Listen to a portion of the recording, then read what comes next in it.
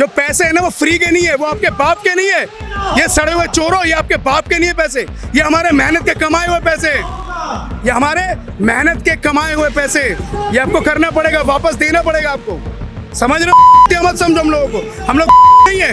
अगर मेरे भगवान श्री महादेव ने चाहा तो मैं आने वाले टाइम पे जब तक मेरे अंदर जान है मैं तब तक प्रोटेस्ट करता रहूंगा सर।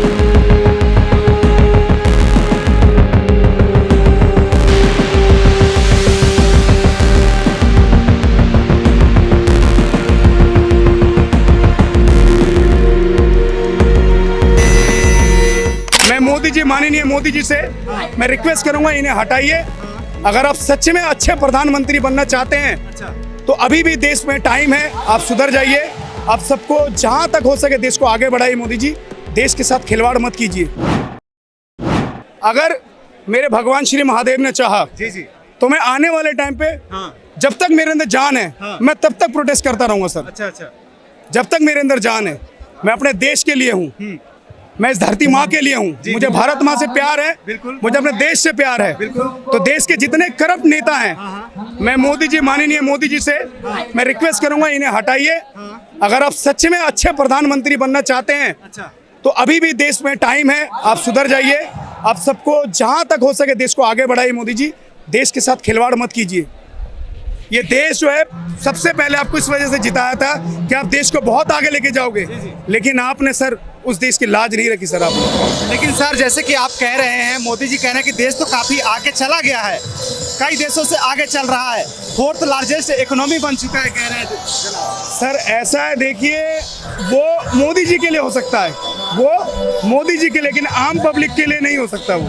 अगर ऐसा ही होता तो ये 7,000 बच्चे दोबारा हम जो आए पड़े हैं, ये घर से बाहर नहीं निकलते।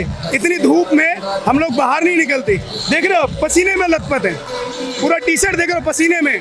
आप लोग आओ ना, अगर आपकी सरकार बहुत अच्छी है बीजेपी से, मैं कहना चाहता हूँ, अनुरोध है मेरी कि आप लोग आइए, हमारे साथ प्रोटेस्ट कीजिए। आप भी कि आपने किस वजह से पेपर लेकर, आपका हाथ अगर नाम नहीं है, आपका हाथ नहीं इन चीजों में इन्वॉल्व नहीं हो, तो आप आके कॉन्फ्रेंस क्यों नहीं करते?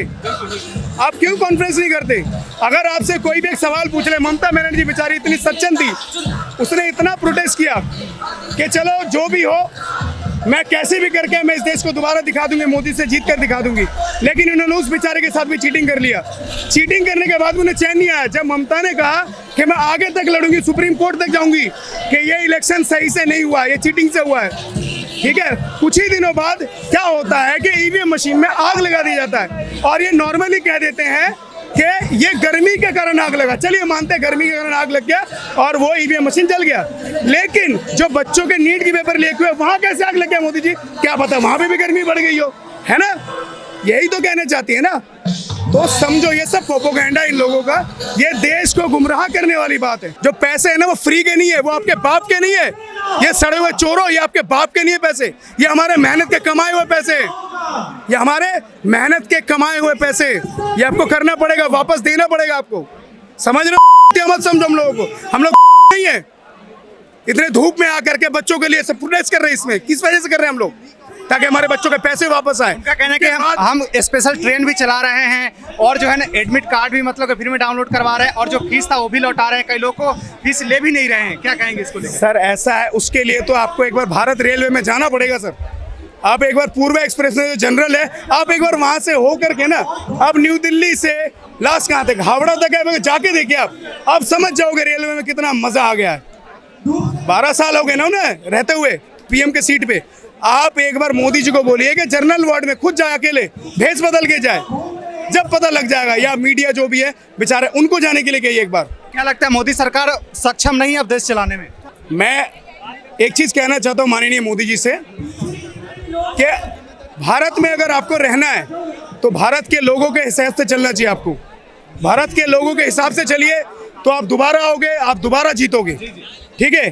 भगवान से आप वोट मत लीजिए हमारे से। भगवान हमारे हृदय में, भगवान श्री राम, भगवान श्री महादेव हमारे हृदय में रहते हैं, ठीक है? अब आप हमारी आस्था से नहीं खेल सकते। मतलब आप कह रहे हैं कि हिंदू मुस्लिम करा के, राम राम करा करके बीजेपी जीत रही है? सर ऐसा देखिए, उनके पास और कोई मुद्दा है ही नहीं। आप बता दीजिए ना, इनके पास क्या मुद्दा और जीतने का? इनके पास कोई मुद्दा नहीं है। तो कह रहे हैं हम विकास कर रहे हैं, देश को जो है काफी विकसित बना दिए हैं, अभी सर देखिए ये विकास क्या कर रहे हैं, देखिए कितना बढ़िया विकास किया। ममता को चीटिंग से हराया, ईवीएम जला दिया, बच्चों के नीट के पेपर लीक करवा दिए, ईवीएम का ऑफिस जला दिया, वहां भी ये विकास तो हो रहा है। और कितना विकास चाहिए आपको? अभी भी विकास ढूंढने में लगे पड़े हो। अच्छा एक बात बताइएगा आप, ये जब भी कुछ देश में होता है तो इंडियन आर्मी, इंडियन फोर्स का जो है ना इसमें घुसेड़ दिया जाता है। क्या लगता है इंडियन आर्मी, इंडियन फोर्स यही काम के लिए अब बचा पड़ा है? नहीं, ये तो गलत बात है। ये तो अपना बचने के लिए लोग उनको घुसेड़ देते हैं। अब मोदी सरकार अपना बचने के लिए उनको घुसेड़ देती है आगे। जब उन पे कंट्रोल नहीं होता ना तो उनको आगे घुसेड़ देती है। तो फिर सरकार वादे दावे क्यों करती कि हाँ सब कुछ बढ़िया चल रहा है? वादे दावे तो करती, कुछ करती तो है नहीं ना। वादे दावे से काम थोड़ी चलेगा।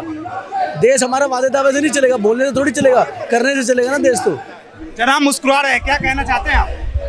देखिए ऐसा है, जो ये चल रहा है ठीक है, कहीं ना कहीं लोग परेशान हैं। ये नीट के एग्ज़ाम से लेके हर बारी कहीं ना कहीं लीक हो रहे हैं पेपर, लोग परेशान हो रहे हैं, सालों से मेहनत कर रहे हैं एग्ज़ाम के लिए और एंड टाइम पे आपके हो जाते हैं। आज ही मैंने इनकी इतनी गलतियां हैं इन लोगों की, ये उसको सुधारने में नहीं लगे हुए हैं। उसको सुधारो, उसको प्रिपेयर हो उस काम करने के लिए, वो चीज़ नहीं कर रही है ये लोग। हर बारी कोई ना कोई नए नए मुद्दे उखाड़ के ले आते हैं, जो मेन मुद्दे हैं उसे हटा देते हैं। अभी यही है कि इनको इस्तीफा देना चाहिए और नए लोगों को लाना चाहिए जिससे सुधार हो सके। बिल्कुल बिल्कुल। क्या लगता है इसमें नेता का मिलीभगत है क्या? सर देखिए बड़े बड़े नेता इसके अंदर, बड़े बड़े पॉलिटिशियंस के हाथ हैं। ये सब के सब खाऊ नेता हैं, देश को कोई नहीं देख रहा। ये लोग बस पैसा लपेटने में लगे पड़े। ये देख रहे हैं कि हमारी कुर्सी बस कुछ ही दिनों के लिए है। अब अभी कुछ ही दिनों के लिए, जितना हो सके लपेट लो, खा लो और लोगों को मेलोडी दो, लोगों को मेलोडी दो। सड़ा हुआ कार्बाइड से पका हुआ आम खिलाओ जो दूसरे देश मना कर देते हैं। समझ रहे हो ना, इनका लास्ट टाइम आ चुका है। देश आज 7,000 युवा पहली बार जीवन में निकला है हमारे भारत के अंदर प्रोटेस्ट करने के लिए। जब ये लोग प्रोटेस्ट करने कहीं जाते हैं, कहीं इनकी रैलियां होती है, इन्हें बाहर से लोग बुलाने करते किराए पे, तब भी इनसे 1000 लोग नहीं हो पाते। लेकिन आज इन्हें पता लग गया है कि देश के युवा आज नहीं तो कल दोबारा ये जाग रही है धीरे धीरे। लेकिन बीजेपी के नेता, भाजपा का नेता कहते हैं कि 2048 तक जो है ना हमारी सरकार रहेगी और भारत को हम सर्वश्रेष्ठ बनाएंगे। देखिए सर, इन लोगों का एक सबसे बड़ा जो तैयारी है इन लोगों ने कर चुके हैं कि मुझे 2027 नवंबर में जो दोबारा इलेक्शन होने वाले हैं, हमें उसको कैसे जीतना है। इन्होंने क्या किया, अभी आपने देखा था कि तेल आ रहा था बाहर से, विदेश से तेल आ रहा था, यूएस ने उसे फोड़ दिया ना। अब इनके पास मुद्दा मिल गया कि मुझे यूएस से हमारी फाइट होने वाली भारत का, जो भी हो इन लोगों ने तैयार फिर से कर लिया है कि कैसे न कैसे दोबारा हमें लोगों को पब्लिक को चूतिया बनाना है। आप कह रहे हैं कि जब जब इलेक्शन आता है कुछ ना कुछ वो जो है ना मुद्दा बना देते हैं ये लोग। यस ऑब्वियसली, बिल्कुल सही कह रहे हो आप, ये 100% बिल्कुल सही बात है। और यही मुद्दे पे वो लोग दोबारा जीतना चाहते हैं कि कैसे न कैसे हमारी यूएस से वॉर हो रही है, अब देखिए भाइयों बहनों मुझे फिर से सपोर्ट कीजिए। इनके पास मुद्दा आ गया है